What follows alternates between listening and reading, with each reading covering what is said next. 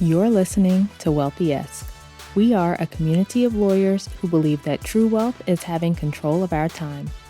I'm Ro Thomas, and as a busy wife, mom, and former Big Law associate, I know all too well the tension between the culture of the legal profession and pretty much everything else you want to do in life. That's why each week I'm bringing you the information and tools you need to improve your money mindset and manage your money to create true wealth. Because ultimately, it's not about the money. It's about the freedom and flexibility the money affords.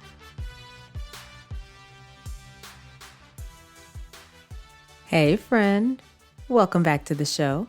I hope you're doing well and having an amazing day so far. Today, we are talking about when it feels uncomfortable to have money. This is something that comes up a lot with my clients early on in working together, and it has come up multiple times in the past couple of weeks, so I wanted to talk about it. I had two clients who achieved the goal of building a $1,000 checking account buffer, which I have talked about before, and then they spent the money. And then I had a third client who, when we were putting together her first budget, in there we made room for her to get to a $1,000 buffer by the end of the month. And she immediately wanted to know what to do with the money. Like we put that line in there for the buffer, and she's like, okay, so then do I move that to my savings? Am I going to put that, as an extra payment on my credit card? What do I do with it? All of these clients are used to their accounts getting down to pretty low balances right before payday. And so one of the things I'm doing with them is helping them to have more money before payday and to get used to having more money before payday. There's this feeling of discomfort with having money when you're used to not having money, when you're used to living on the edge, when you're used to your checking account getting down to a couple $100s or getting hit with overdraft fees, or you're used to feeling stressed before payday and things like that. It's a really common thing because in our brains, change is dangerous. Change is uncomfortable.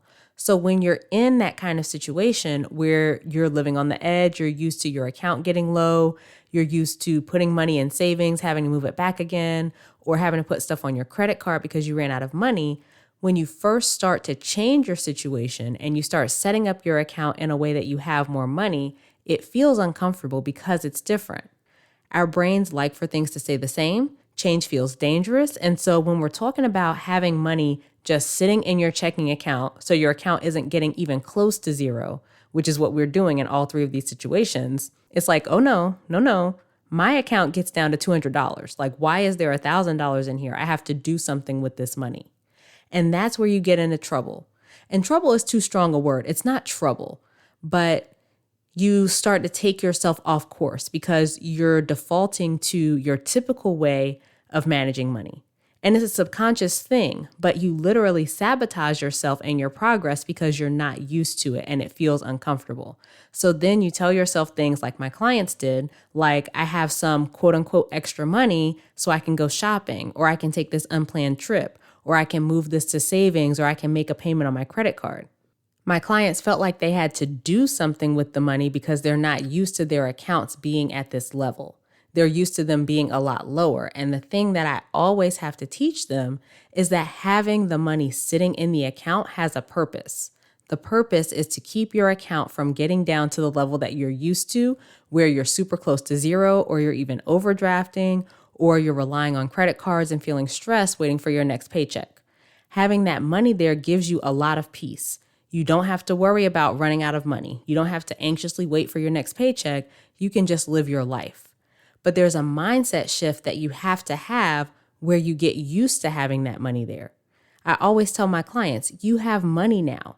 Like I was just talking to the one who did the shopping trip, and I told her, like, you're a lawyer with money. And she had this big cheesy grin because even though she had dipped into her checking account buffer for her shopping trip, she still has about $600 left going into her next pay period, which is much more than she usually has. No, it's not the full $1,000 that we had built, but it's a huge improvement over what she's used to. And she'll get back to the 1,000. Like, I'm not worried about that at all. She also didn't have to keep transferring money back and forth between checking and savings this month. Like when you put money in savings, but then you don't have enough in checking and, something comes up and you have to transfer some money back. She didn't have to do that at all this month. So she's making progress. And so the point that I'm making with all of this is that there's a change that has to happen in your brain when you start managing your money better. It's going to feel uncomfortable to have more money at first. You might have some of this subconscious sabotaging going on. So you have to start seeing yourself as somebody who has money. You have to start seeing yourself as someone who has $1,000, $1,500, $2,000 in your account, and you're getting paid again in less than a week. You have to start seeing yourself as a lawyer who has money and who knows what they're doing with it, and stop seeing yourself as a lawyer who's used to struggling and feeling stressed before payday and getting overdraft fees and all that kind of stuff. And by the way, if you are in that situation where you're getting those overdraft fees, something came up that you weren't expecting and you didn't have enough money in your account and you got hit with that $35 fee, call your bank and ask them to waive it. A lot of times they'll do that as a courtesy, especially if it's not happening all the time. And I know this from experience. I used to get down to $1 before payday in my account when I was in college, and I overdrafted a few times.